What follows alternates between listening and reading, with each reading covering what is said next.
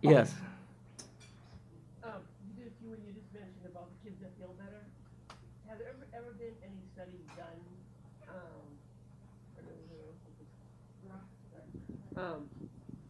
Have there ever been any studies done, like about kids that are young, like 6 to 10 and stuff, about their bodies, working hard to stay saturated, that they don't need the oxygen, but they're telling you they feel better if they sleep with it or if they use it. But have there ever been any studies done saying how hard the kids' bodies are working to stay saturated? Well, I think that's a good argument. So that if the patient actually is working hard, has a normal saturation because he's just able to keep up, but he has to do it at a high cost, then maybe those are very good candidates for oxygen therapy to bring their work of breathing down. So, but no, I don't know of any studies that have addressed that. What tests can be done to show, to help us? I've seen anecdotally and behaviorally the difference oxygen makes, but our local doctor will say they're saturating, they seem to be okay. What tests can we perform so how much different their other body functions are working on oxygen versus off? So, to answer this question, I'm just thinking like my scientific side, and I'm not a scientist like Dr. Nogi's a scientist, but I would, consider a study, blinded, that the patients either got room air by flow or oxygen by flow, and then see what whatever you want to measure as a response to that, and see if it made any difference. Yeah, but that's an experiment. You know what I'm saying? That, in other words, you would take a group of patients and you would give them oxygen versus room air, but but they would get a flow, and nobody would know who's getting what, and see if it made any difference. And I mean, we're looking for heart rate, and what other things would we look at? Yeah, so those would be the outcome measures. So, and there would be, quality of life scales and things like that, and objective measures like oxygen saturation and respiratory rate and heart rate and that kind of stuff. I mean, we don't routinely recommend this and just from a practicality standpoint, but one of the studies that Dr. Fan showed, they do neurocognitive testing. So this is what's been done in kids with obstructive sleep apnea and ADHD. There are formal ways if it really got to an issue in that way and you wanted to sort of more objectively do it. I think most of us just try to have the conversation and get as much information from you as we can and use that to make decisions together. Yeah. So mine's a good follow-up to that because my son is in school this year for the first time, and his teachers have noticed a lot of very unique cognitive issues with him, where so much so that all I'd said to them at the beginning is he has a lung disease, but we don't know what that does. And they both came back to me and said he has some really unique things. Could it be done associated with his oxygen? So we put him back on oxygen because we weaned him, and immediately behavior and cognitive skills leveled out. So we did a sleep study because Dr. Dieterding had told us about the research that the people there at Denver had done.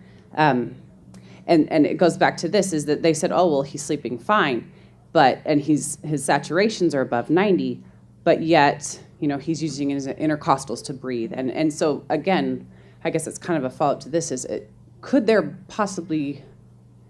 can we have more studies done to say, okay, yeah, so my son can keep his saturations at 92, 93 kind of on average, but what's the cost? Is he using so many calories to do that his cognitive abilities and his behavior, I mean, there's a distinct, you can tell when he needs oxygen. If he's on his oxygen, his behavior's better, his cognitive skills are much better.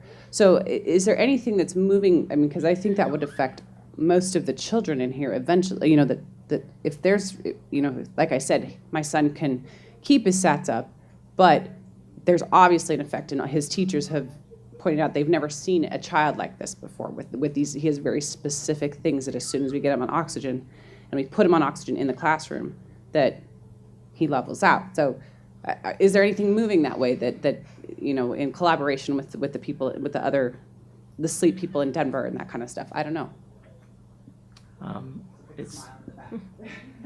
It sounds like the makings of a good study. I think that that would be something that could be examined, and this question could be answered. And it's the reason why I didn't want to argue the side of the debate that I did, because I hear this a lot in different scenarios and versions, and this is information that we need, and it's one of the reasons why, if your child is on oxygen, I do feel that you need to see a pulmonologist, see a specialist at some frequency to help track these kinds of things and make these decisions together. It gets very hard to assess in kids that we don't see very often and don't have a sense of that trend. I was going to add to that too. My daughter's in 3rd grade, and she's on oxygen 24/7, and we're seeing more and more problems with her academically as well, and that's on 1.5 liters. And so her saturations are fine at 1.5 liters. She's easily 98, 97 to 99, but we're still seeing these problems. And of course now they're saying again to me, well, could this have something to do with a lack of oxygen or affecting her ability to concentrate and get her schoolwork done and that sort of thing. And then my second question is somewhat different, I guess. When you were saying about the older children, they're taking deeper breaths, but if they've never learned how to take that breath, how are they actually doing that? Because if you used to ask Courtney to take a deep breath, she would go like this, move her body, because that's what she would see as an adult go, right? But she would just move her body. So how do you go about teaching them to breathe deeper breaths? It's just the way they breathe. So this was inspiratory, taking a deeper breath relative to a smaller child who doesn't. So this is just the way they naturally breathe. It's not encouraging, because actually the deeper breath they take, the less oxygen they're going to get. So so it's just the way you want them to breathe the way they normally breathe. I don't have a good answer to your first question. I would say that if you have been able to demonstrate on a sleep study that the SATs, or if your doctors have been able to demonstrate that the SATs are indeed in the high 90s and there's no desaturation, then I would, in the high 90s, I would have trouble believing that more oxygen is going to help that problem. Sorry, I'll try to be very, very quick. With a hepatosplenomegalia, do you find it more in correlation due to previous, like say if it was due to prior to getting on oxygen? Do you see a correlation with them while they're on oxygen? And do you see any other effects down the road if they do have a hepatosplenomegalia? So do your doctors know why the liver and spleen are big? What they have kind of in a sense told us was that it was more likely due to her rapid respiratory rate. When she was first admitted last year, she was initially on 4 liters. And then they said it's probably more likely the enlarged liver and spleen was due to her increased respiratory rate. But it has never, of course, come down in size. Does your child have knee high? No, she has surfactant protein C. So which is also kind of interesting in other forms too, because she also had at the same time 2 severe GERD. And so we weren't sure if the enlarged liver and spleen were due to the respiratory rate, if there was some repercussions because of other issues related to the reflux, or in her blood tests have always been normal. She's never had any kind of elevations that indicated there was potentially a secondary cause to the enlargements. Neither high nor low in her elevations, maybe slightly at one point in time, but that was due to a medication she was taking while in hospital. But other than that, and they've never given us any other reasons as to why, other than potentially it was just due to her rapid respiratory has created this issue.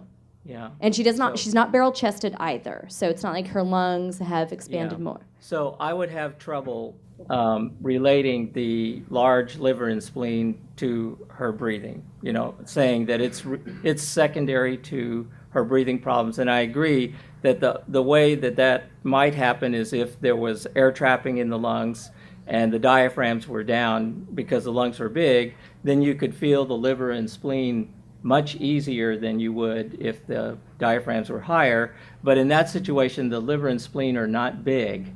They're just pushed down and easier to feel.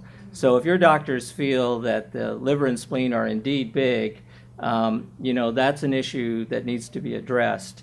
And I would say that the liver and spleen would have to be really big to impair,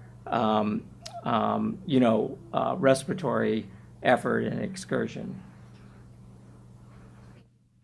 I'm going to declare a winner, which is the parents, because you're living with your kids and you're seeing them from day to day. And I think you presented us with a tremendous challenge, which is try to understand the effects of oxygen on cognition and behavior in the setting of normal oxygen saturation. And it sounds like a great project for a fellow.